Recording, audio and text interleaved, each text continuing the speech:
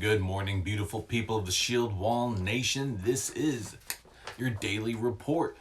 But before I get into this, make sure you go down below, like, subscribe, hit that bell notification icon so you can get notified when I put up some videos. So let's get into this.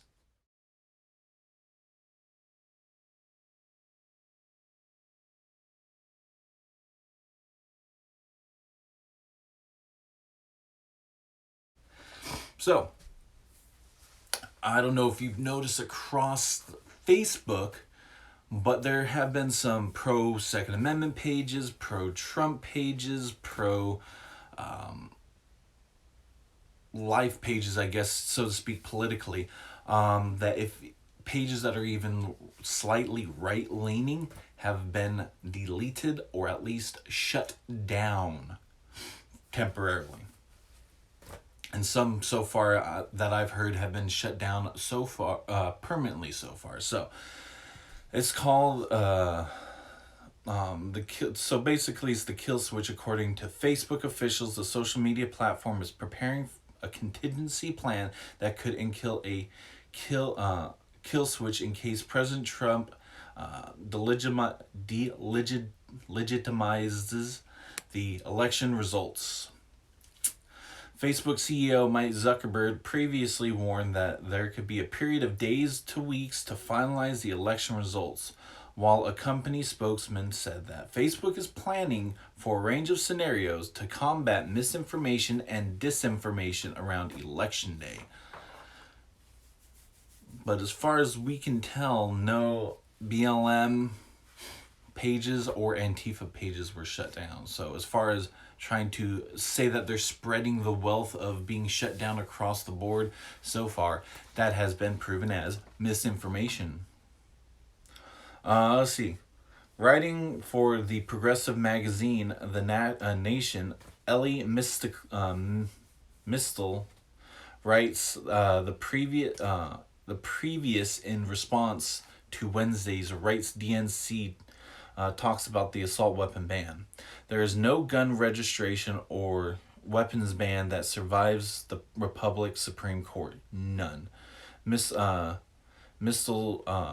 continues. With the infusion of young energy into the Democratic Party, now is exactly the time when the work should be done to explain how to control all these branches is necessary to achieve progressive aims. So,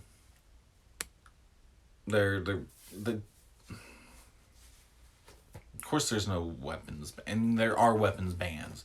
There are some weapons that we as citizens cannot get a hold of, and if we somehow get a hold of, there's tons of fees on it and tons of restrictions that we can't even, like, there's some antique weapons, World War One weapons that we can get, but we have to have licenses for that, and there's fees for that to just have it as a look what I got. So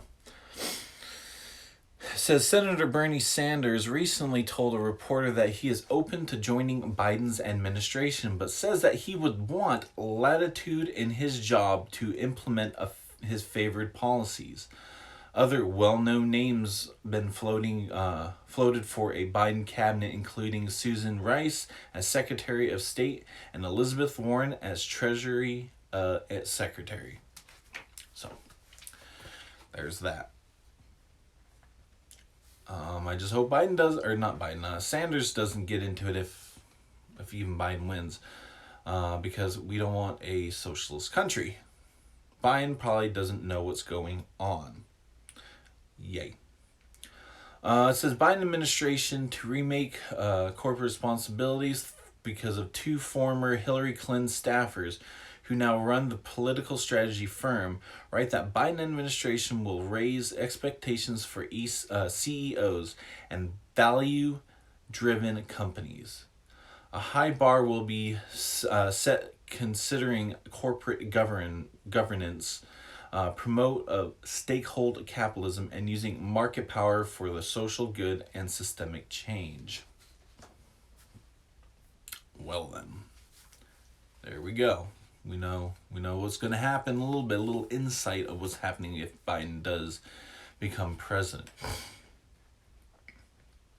says Utah State Senator Derek Kitchen is under investigation for allegedly helping cover the cost of 35 gallons of paint dumped in the front of the of the Salt Lake City District Attorney's Office by BLM activists in June. Kitchen claimed he doesn't condone the act, but evidence shows that he sent money via Venmo labeled paint. In Virginia, State Senator Louise Lucas has turned herself into Portsmouth police for being charged in connection to the dismantling of a Confederate monument that resulted in life-threatening injuries of one man.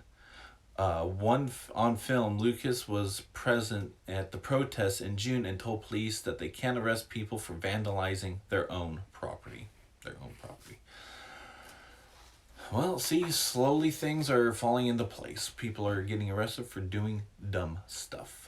Our friend Beetlejuice, aka Mayor Lori Lightfoot, has ordered the Chicago Police Department to arrest anyone who refuses to leave the Logan Square block that she resides.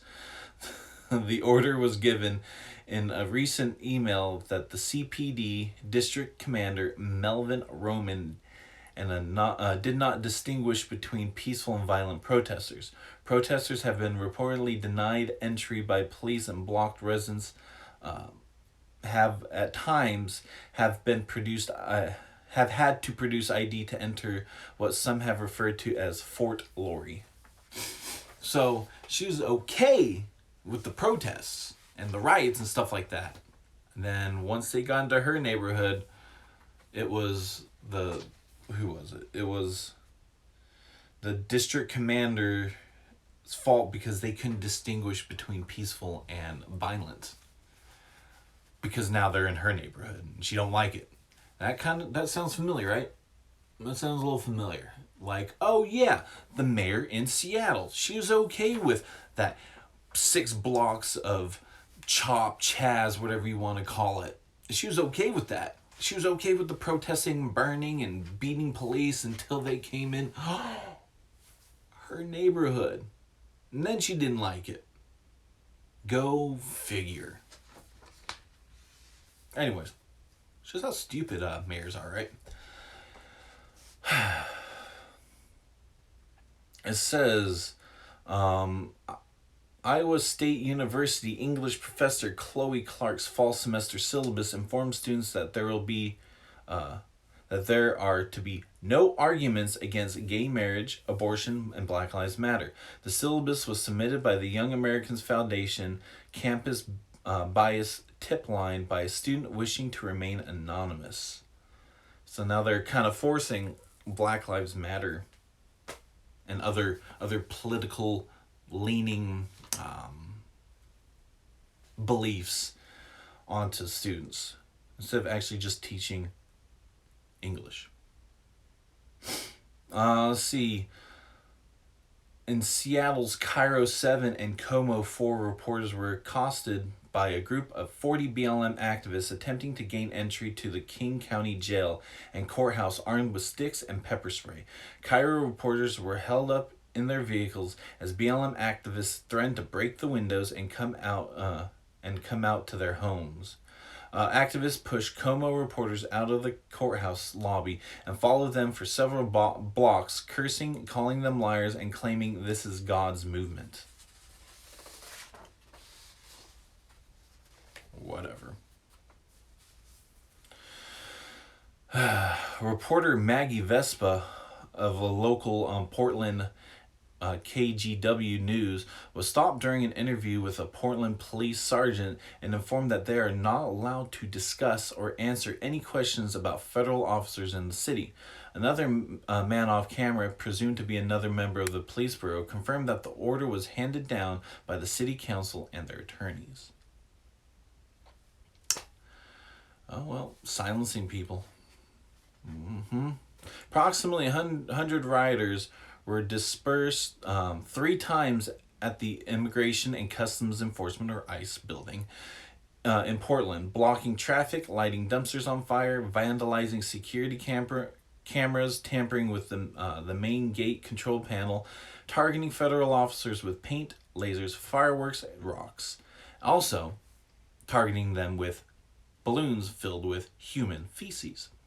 In addition, BLM protesters marched out into residential neighborhoods, shining lights into homes while chanting, "Wake up, mother effer, wake up."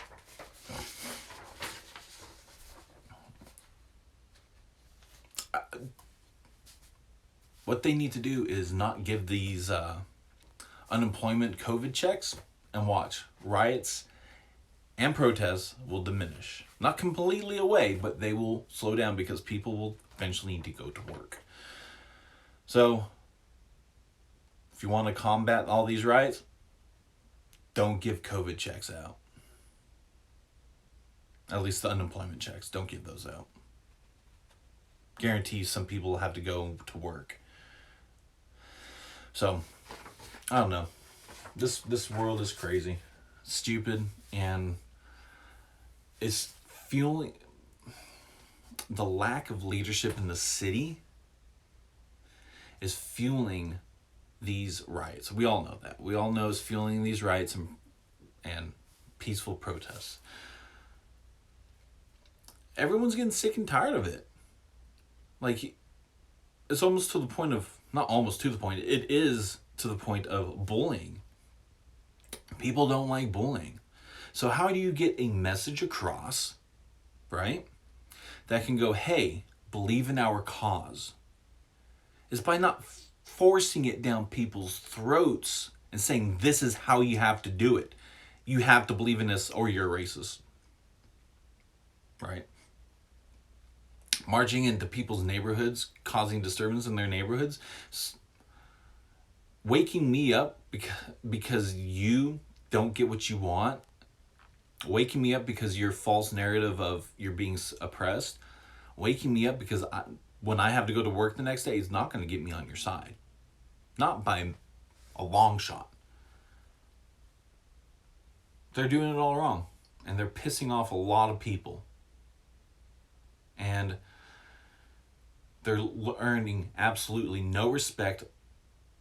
Only the criminals respect. Because guess what? The criminals get to go and loot and break in windows and no one's going to do anything about it. So, there you have it. I hope all of you have a wonderful day. I hope you guys get to go home and hug up on your family and go home and whatever you like to do when you get home. I hope you get home as soon as possible so you can do that. So, Shield Wall Nation, stay strong. Stay resilient. Shield Wall